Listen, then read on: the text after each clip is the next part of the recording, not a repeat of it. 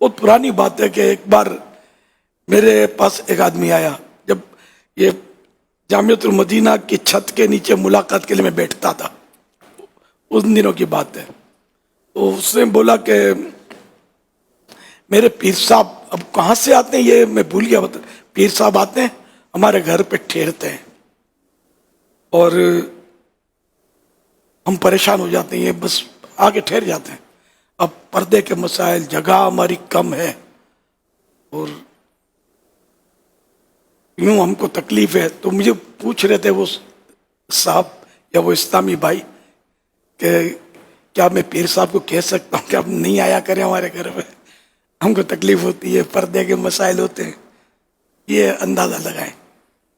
یعنی وہ بھی یعنی کہ بیچارہ مدد مرید پھر بھی ادب والا تھا نا، کہ اس نے یہ دو ٹوک بات نہیں کی کہ پیر صاحب میں اس لیے مرید تھوڑی ہوا ہوں کہ آپ یہاں اگر پڑے رہے میرے پاس. لیکن بیچارے نے مجھ سے پوچھا کہ میں کیا کروں ان کو. تو یہ کہ ہر ایک کو سوچنا چاہیے، دوست چاہے کتنے گہرا دوست ہو، کہ اس کے مطلب ہے کہ گھر میں جانے سے پہلے یہ آدمی غور کر لے کہ یار اس کے کمرے کتنے، اس کے یعنی بعض جگہوں پہ اتنی تنگی ہوتی ہے. بمبئی میں نے خاص کر نوٹ کیا تھا، ایک کمرہ، ایک کمرے میں لوگ رہتے ہیں. اور کسی کے گھر جیسے جائیں نا تو جیسے گھر کی جو خاتون ہے اس کو کچن میں رہنا پڑے. یہ تجربے کی بات ہے. اتنا سا بھی گھر دیکھا؟ ہاں، اتنے سے کمرے میں، نہیں کمرہ نہیں، پورا گھر، پورا گھر ہو کچن بھی. اور مچان بناتے ہیں بیچارے رہنے کے لیے کہ کچھ اوپر سوئیں گے کچھ نیچے سوئیں گے. اب اس میں مہمان آ کے بیٹھ جائے، ہم جیسا چلا جاتے بیچارے نہ تو نہ پاڑے نا. اب وہ کیا کریں، کوئی کچن میں، کوئی واش روم میں عورت چھپی ہوئی ہے اور اب وہ واش روم میں دعا بھی نہیں مانگ سکتی، اشارے میں ہوتا ہے، دل میں مانگتی ہو کہ یہ پیر صاحب کب تشریف لے جائیں گے کہ ہم ٹھنڈی ہوا میں آئیں. ایسا چاہے پیر صاحب ہوں، چاہے استاد صاحب ہوں، چاہے امام صاحب ہوں، چاہے خطیب صاحب ہوں، جو بھی ہوں، سب کو سوچنا چاہیے کہ کسی کے گھر پہ جائیں تو 112 بار غور کر لیں کہ اس پر ہم بوجھ تو نہیں بن جائیں گے. اچھا، بعضوں کا گھر تنگ نہیں ہوتا، وہ دل تنگ ہوتا ہے. اس کو بھی سمجھنا ہے. گھر تو بہت بڑا ہے اس کا، تو اس میں وہ ہم رہ تو لیے لیکن وہ ایک دم بیچارہ ریزرو ہو جاتا ہے اور آزمائش میں آ جاتا ہے. اس کی مصروفیت ایسی ہے، اس کے ٹائمنگ ایسے ہیں. اب وہ ظاہر کوئی بھی مہمان آئے گا تو اس کو ٹائم بھی تو دینا پڑے گا نا.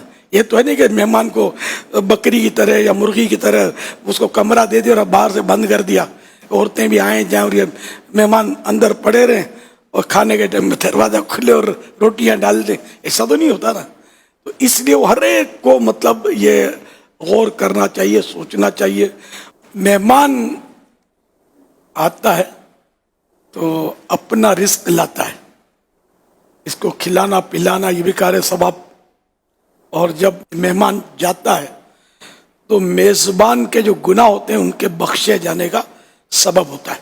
یوں مہمان اللہ کی رحمت ہے، اس کے آنے پر رنجیدہ نہ ہوا جائے، خوش دلی کے ساتھ مہمان نوازی کی جائے. اور اس کو رخصت کرنے کا طریقہ یہ ہے کہ مہمان جب جائے تو سنت یہ کہ اس کو دروازے تک چھوڑنے کے لیے جائے.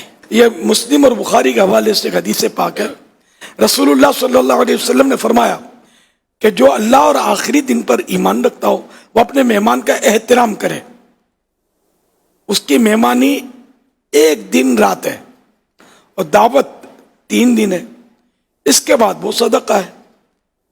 مہمان کو یہ حلال نہیں کہ اس کے پاس ٹھہرا رہے حتیٰ کہ اسے تنگ کر دے.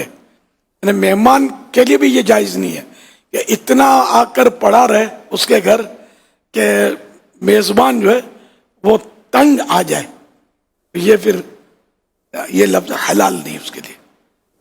تو بعض اوقات ایسا ہوتا ہے کہ مہمان جاتا ہے، بار بار جاتا ہے نا، تو گھر کے افراد جو بولتے کچھ نہیں ہیں وہ اس کو ویلکم کریں گے، وہ ہنستا منہ بھی دیں گے مروت میں یا کسی وجہ سے، لیکن اندر سے وہ تنگ ہوتے ہیں.